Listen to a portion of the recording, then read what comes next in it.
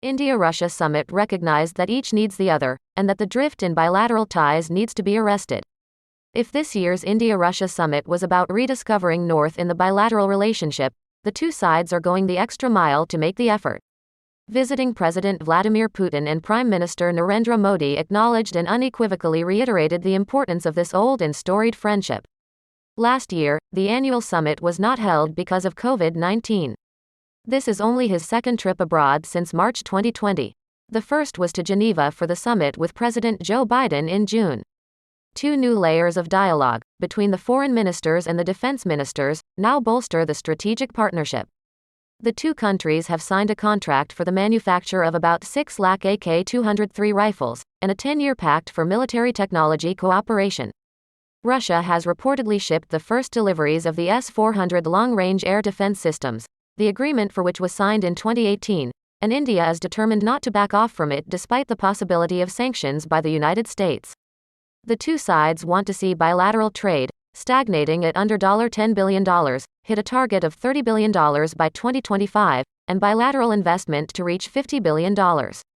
Under the slew of agreements signed during the Russian leader's visit to widen the scope of engagement, there appears to be the unstated understanding on both sides that each needs the other, and that the drift in bilateral ties needs to be arrested. The reasons for this are not far to see.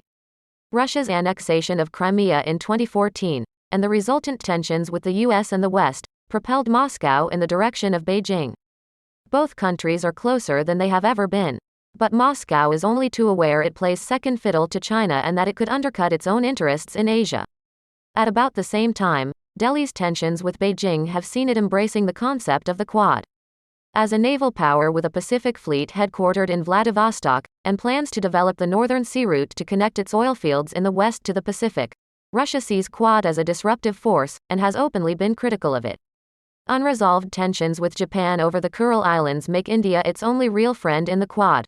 For these reasons, Moscow has felt the need to recalibrate its relationship with Delhi, and despite the previous divergence over the Taliban, is now on the same page with India over security concerns emanating from Afghanistan.